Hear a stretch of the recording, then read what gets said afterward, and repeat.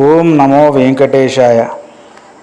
Hi friends, ఈరోజు ఈ వీడియోలో శ్రీవారి మెట్ల మార్గంలో తిరుమల కొండపైకి ఎలా వెళ్ళాలి అనే దాని గురించి నేను ఎక్స్ప్లెయిన్ చేస్తాను. ఇది కొత్తగా వచ్చే వాళ్ళకు చాలా హెల్ప్ అవుతుంది. మేమైతే ఇప్పుడు తిరుపతి రైల్వే స్టేషన్లో దిగామండి. దిగి ఇక్కడ నుండి మేము విష్ణు నివాసం సైడ్ అయితే నడుస్తున్నాము. ఇది పైకి ఎక్కాలండి. పైకి ఎక్కి డైరెక్ట్ విష్ణు నివాసం వరకు అయితే మనకు వంతెన మార్గం అయితే ఉంటుందండి. మా పిల్లలు అయితే చాలా హుషారుగా నడుస్తారండి. ఇంతకుముందు 2 సార్లు అలిపిరి నుండి కాలినడకన వెళ్ళి శ్రీవారి దర్శనం అయితే చేసుకున్నామండి. అప్పుడు కూడా మా పిల్లలు చాలా ఉత్సాహంగా నడిచారు. ఈసారి శ్రీవారి మెట్టు మార్గంలో కాలినడకలో వెళ్ళాలని మేము అనుకున్నాము. నేనైతే ఇంతకుముందు వెళ్ళాను, కానీ మా పిల్లలు ఇదే మొదటిసారి. మేమైతే విష్ణు నివాసం ముందుకైతే వచ్చామండి. ఇక్కడ నుండి కొద్దిగా వాకేబుల్ డిస్టెన్స్లోనే బస్టాండ్ అనేది ఉంటుంది. అక్కడ నుండి శ్రీవారి మెట్టు దగ్గరికి బస్సెస్ ఉంటాయి. కానీ మాకు లగేజ్ ఎక్కువగా ఉండడం వల్ల, పిల్లలు కూడా ఉండడం వల్ల మేము జీప్లో వెళ్ళాలని అనుకున్నాము.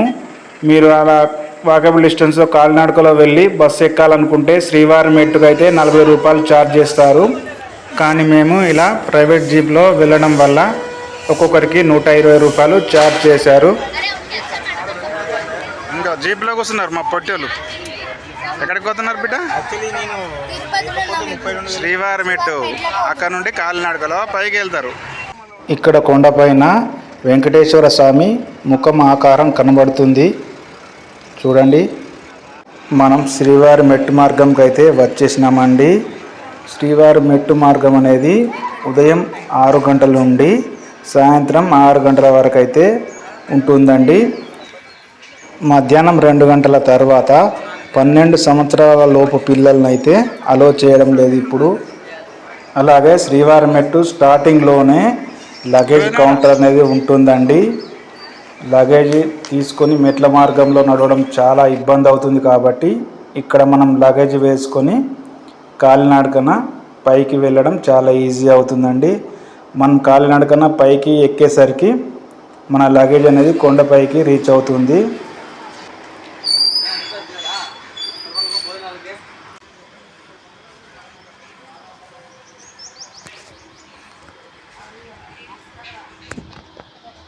మనం ఇప్పుడైతే ఇక్కడ శ్రీవారి మెట్టు మార్గంలో మొదటి మెట్టు దగ్గర ఉన్నామండి.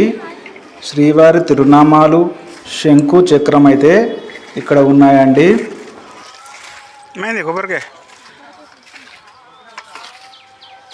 ఇక్కడ నుండి అందరూ పసుపు కుంకుమ వేసి హారతి కర్పూరం ముట్టించి కొబ్బరికాయలు కొట్టి నడక అనేది ప్రారంభిస్తారండి.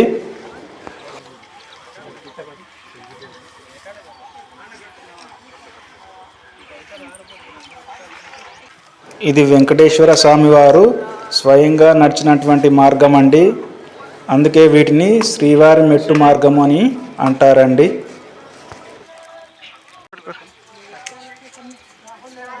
అక్కడ పైన ఉన్నాయి కడుక్కోవడానికి.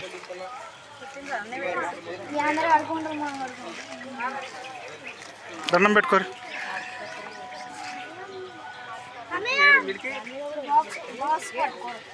శ్రీవారి మెట్టు మార్గంలో మెట్లు అనేటివి 2388 మెట్లు ఉంటాయండి.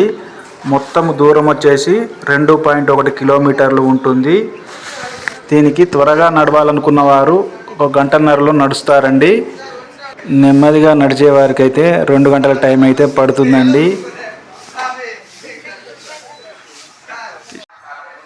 అలిపిరి మెట్లతో చూసుకున్నట్లయితే ఇవి ఖచ్చితంగా ఉంటాయండి. కొంచెం ఎత్తు ఎక్కడం అనేది ఖచ్చితంగా ఉండడం వల్ల ఒక 50 సంవత్సరాలు పైబడిన వారంటే ఎక్కడం కొంచెం ఇబ్బందికరంగా ఉంటుంది.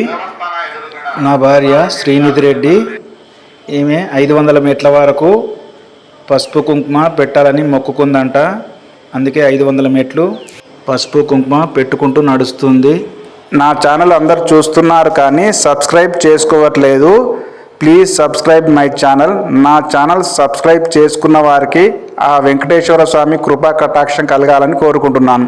అలాగే నేను చెప్పడం మర్చిపోయానండి, మనము లగేజ్ కౌంటర్లో లగేజ్ వేసిన తర్వాత పక్కనే కాలినడకన వెళ్ళేవారు తప్పకుండా టోకెన్ అనేది తీసుకోవాలండి. అలా టోకెన్ తీసుకున్న తర్వాత దాన్ని ఇప్పుడు ఇక్కడ 1200 మెట్టు దగ్గర మళ్ళీ స్కాన్ చేయించాలి. ఒకవేళ స్కాన్ చేయించడం మర్చిపోయినట్లయితే దర్శనం అనేది ఇవ్వరండి. తప్పకుండా స్కాన్ చేయించాలి ఇక్కడ.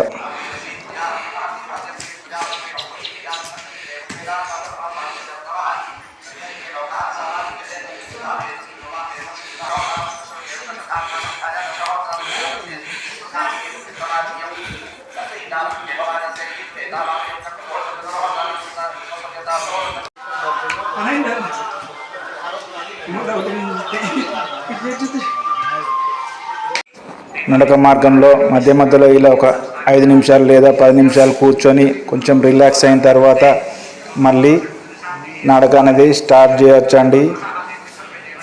మధ్యలో మనకు బాత్రూమ్స్ కానీ అన్నీ అవైలబుల్గా ఉంటాయి. అలాగే ఇరువైపులా మనం నడిచేటప్పుడు ఫ్రూట్స్ కానీ కూల్ డ్రింక్స్ కానీ మంచిగా అవైలబుల్గా ఉంటాయి. ఇలాంటి మంచి మంచి లొకేషన్ను మా పిల్లలైతే ఈ లొకేషన్ చాలా బాగా ఎంజాయ్ చేశారు. ఇలా ఎంజాయ్ చేస్తూ కాలినడక అనేది నడవడం జరిగిందండి.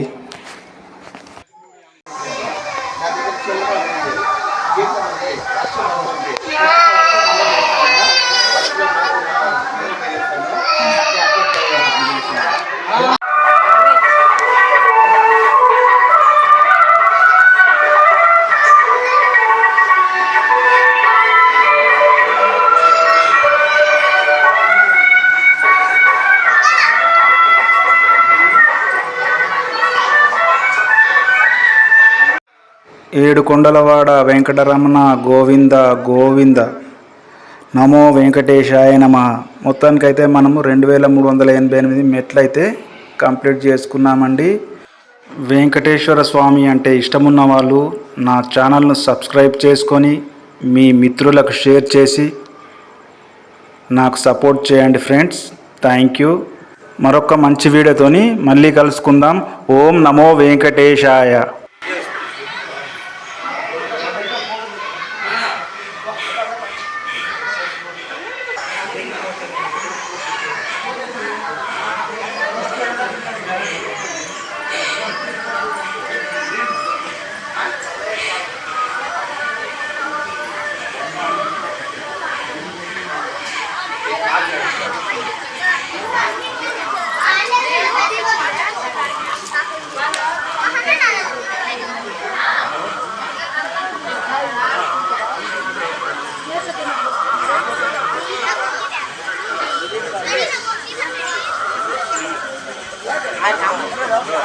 प्रीतम भाई